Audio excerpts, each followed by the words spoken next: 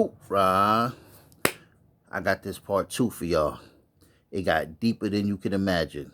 The guy on the subway that grabbed the female. A lot of people. First, I'm going to start saying shout out to the females. All the females that I brought this to said they all think it's fake. It all feels fake to them.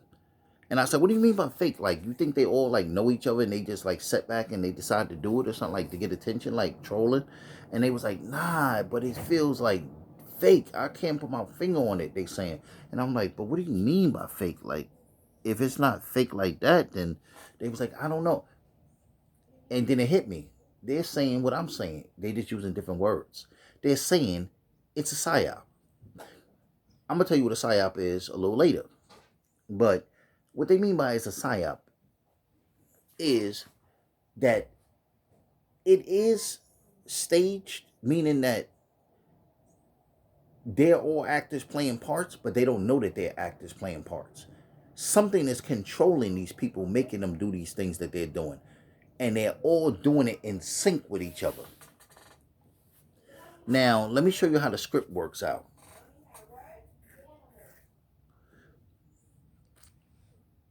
Just going to look a little different. So I'm going to leave that for now. This guy right here, the one that you're looking at, is the guy from the subway. He had the all orange on. He grabbed the female. He ran to the bench right there.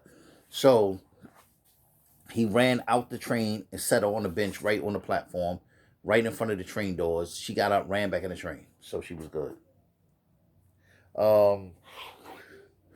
But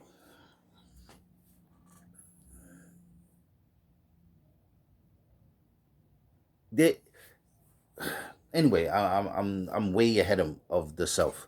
So I need to slow it down because I got so much information to give you guys.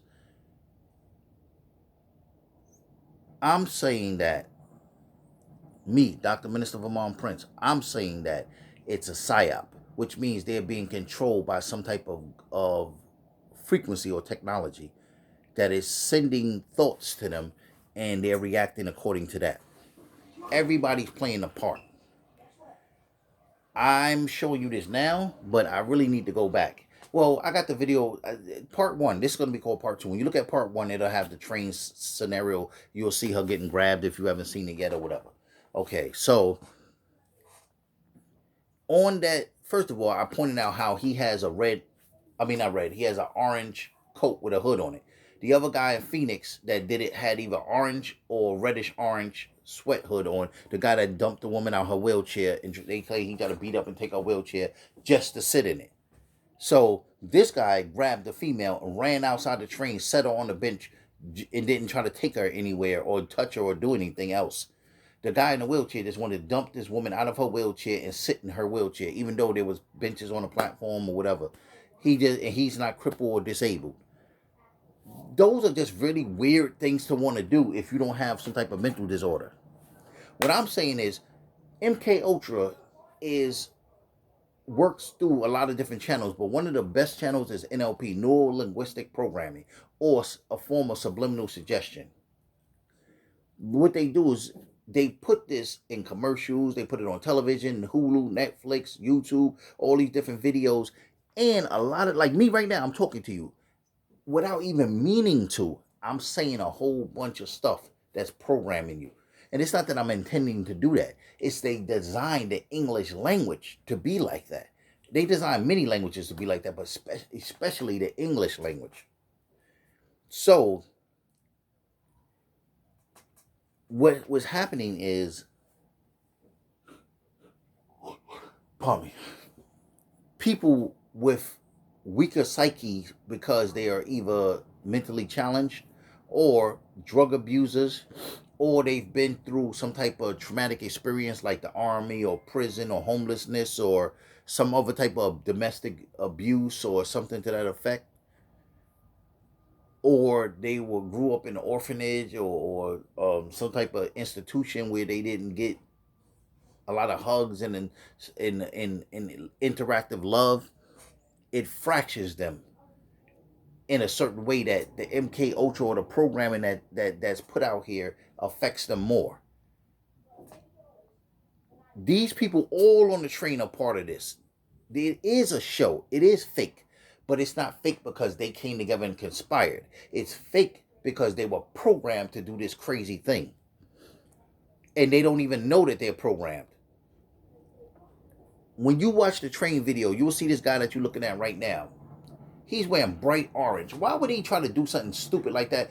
He's like 6'2", big dude, Snow White, with a big all orange sweatsuit on. Why would he try to do that and think he's gonna get away with it? And he sees somebody, and when you look at the video, he looks at the guy that's filming him and looks away. So he already knew he's being filmed. Why would he do that? You're gonna say, well, maybe he can't control himself. Then why wouldn't he be more conspicuous, like all black, all blue, whatever? You say, well, maybe he just had that on and he saw it that day, and he just couldn't help himself. Da, da, da. Usually, people that are serial killers and stuff like that, they're more methodical, meaning that even if they don't work off impulse, they have to plan it out better. They know because they want to get away with it. So if you're saying all that, you're really saying that he's mentally disturbed, that he can't help himself. That's what you're really saying. Because even rapists and stuff like that know when to do stuff and when not to do stuff. So anyway, then on top of that, she had her legs out. I'm going to probably show you the video if it's enough time. She has her legs stretched out. I think they're crossed and stretched out. That's a penis phallus symbol, the way her legs are. But she has her legs crossed, which means she's blocking. There's a lot of symbology. The symbology of a woman with her legs crossed on any level is you don't have access to this vagina. Like, this is off limits. But being that her legs are pushed out straight, that's a phallus symbol. So she's blocking her feminine interest and showing a phallus symbol. So she is more of a masculine than a feminine. And that's what the message is saying. Not saying in her real life. I'm saying in body language. What she's saying is, I'm the masculine. I'm the man. I'm the one that wear the pants over here in this relationship or whatever. In life, whatever. That's what the universe or the psyop is telling us. Now, the guy taps her foot and talks to her. He does a little hand signal and then he points to the boyfriend, touch like his mouth. It's three things. He does a hand signal, points to the boyfriend, touches his mouth. Three things. 3 is a big number in this matrix that we're in, and it's used a lot in psyopsis.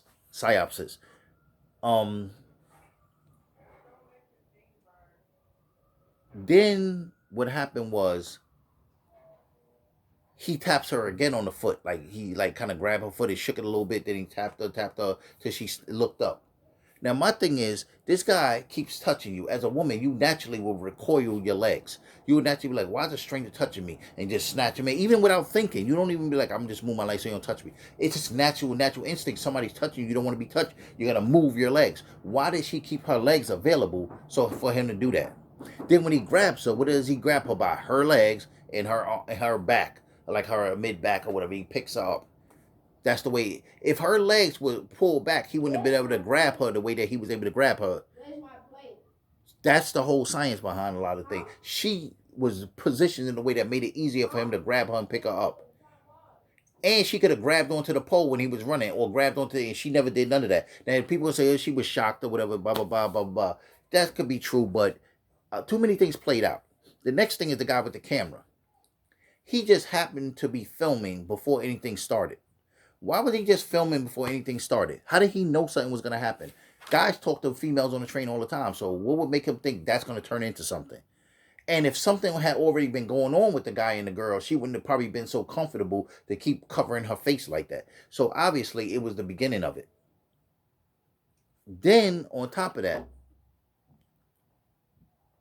the guy with the camera just happens to be sitting right where the door. First of all, the train pulls up to the station and the door is open, and there just happened to be a bench right there perfectly. And then nobody's on it. So he gets to run out and put her on the bench like he needed to do or whatever.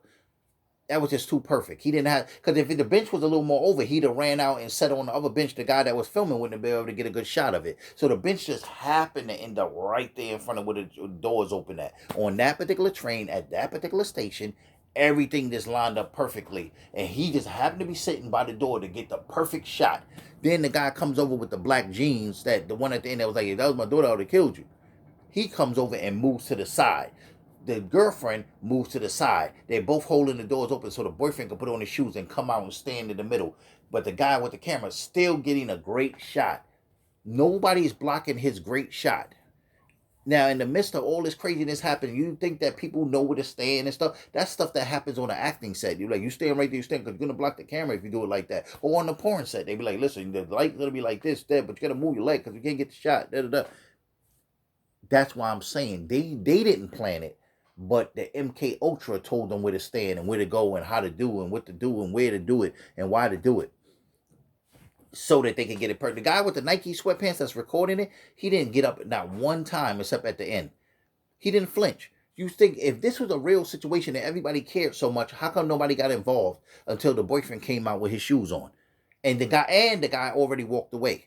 So even it wasn't just that the boyfriend, because nobody said that when he came out with no shoes on and the guy was still sitting there. They waited till the guy walked away to talk, and then the guy with sweatpants only got up to get a little bit more footage. Then my last thing is the guy with the camera. Why didn't he hold the door and keep recording what's going on down the platform? Because they got off the train, they following them. So you would think that they're going to fight. So you don't want to get that footage. To me, what that means is that you knew that the scene was overcut. The MK Ultra had been taken off to the point where he knew. Oh no, it wasn't taken off. Correction, it was on him to know that that's the end of that scene. That is, the whole scene is meant to convey a message to the society as a whole. The guy with the orange represents the super masculine, what they call alpha male principle. There's the feminine principle, and then there's the beta male principle, the guy that was laying down next to her. The alpha principle are these men that are coming at women with the old ways of aggression, being direct, being blunt. Hey, you have pretty eyes. I like your body. I like your breasts. I like, you want to go out and get a drink, go back to my place. You really straight to the point, and you saying, listen, I got this one over here, this one over here, this one over here. You don't like it, kick rocks. That's the old energy. The masculine energy is I'm in charge. The beta, the new energy is you're in charge to the woman. The new man is letting her be in charge for the most part. Only now and then he's just there to be a protector and not even a very good one. That's the new man is there to be a protector and a provider, to keep her company so that she don't be bored and alone. The theme of this whole thing is placed around sexuality. No longer will the alpha male that wants to get to the point and please himself and do what he wants to do be accepted. Now it's all about the beta male. The only is a war going on between the alpha and the beta male for the woman. The woman wants the beta male, so the alpha male is feeling like he needs to kidnap, metaphorically speaking, not, or metaphysically speaking, not real grab her, but he needs to be more direct. He needs to be harder. She don't care about you because he got on a big orange outfit. The other guy has on like dark dreary colors. Even when he put on the shoes, they look raggedy and stuff. The other guy's all hand pretty. She don't care about your car anymore, your fancy Mercedes. She don't care about your jewelry anymore. She don't care about your big house anymore. She don't care about any of that anymore. She wants that beta male energy. She wants to rule you. If you're not the kind of person she can rule, you're not here. She's not into that anymore. And I'm not saying this for every female. I'm saying that's the energy that's hitting the planet now. That's what they're trying to program society for. This whole psyop was programmed to happen to send a message to the world. It's basically, that's, instead of making everybody watch it on TV, a program, because it is on. You look at Empire, you look at different shows, Power, different shows. You see the woman trying to break down the alpha male now and make him more subordinate. So that's what this whole psyop was about. And then I also want to get into the science how the guy with the black jeans, he had on all black, and he looked like he was kind of like the guy that was laying down. He's that kind of male. He said, if that was my daughter, I'd have killed you. That's very important. That statement is important, because by saying if that was my daughter, that's what people get this whole thing that you try to rape a little girl. He said if that was my daughter. He didn't say if that was my sister. He didn't say if that was my wife, because the female is an older female. She's not like, I don't know her age, but let's just throw it out there, 28, 30. I've seen videos. She's nothing little about it. She's not a teenager. She's not 20, 21 or whatever. So my thing is, why would you say if that was my daughter? He could have been 60 or something like that. But if you look at how he was dressed, which doesn't mean anything, but he doesn't dress like he's beyond 40. So why would you say my daughter? Why wouldn't you say my wife? If that was my woman, why wouldn't you say if that was my mother? If that was, you had to say my daughter, because when people think of daughter, they think a child. Even though a daughter can be 80 years old, a daughter can be 40, but you think of a child. That's why the dudes beat him up the next day, say you try to rape the little girl. because the psyop, they were programming the next stage of things to happen for them to beat him up about rape. He never touched her in any type of sexual way, so why would rape even come up?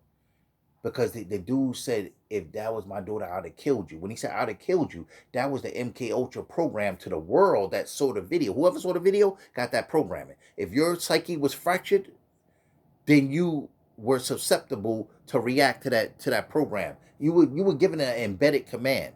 He told people to kill this man when you see him. If your mind was weak and you were a male, you were gonna do it. He didn't program the female to do that. That message was sent to guys. That's why the next day these dudes beat the life out of him, almost killed him. And the cops are not even looking for the guys that did it. They don't talk, or at least they're not talking about it on the internet. They call them the vigilantes that did this to the subway kidnapper. So they're making it seem like they are heroes because they want to romanticize what they did because they are under the MK Ultra. It's a lot more to this. I didn't even get it's so more. It's more videos. Let me end this video so I can post this video because it's just so much stuff that need to be said. Like it's oh man. His son came out and said some stuff that's deep. Another video came out about some other stuff. Him on the train.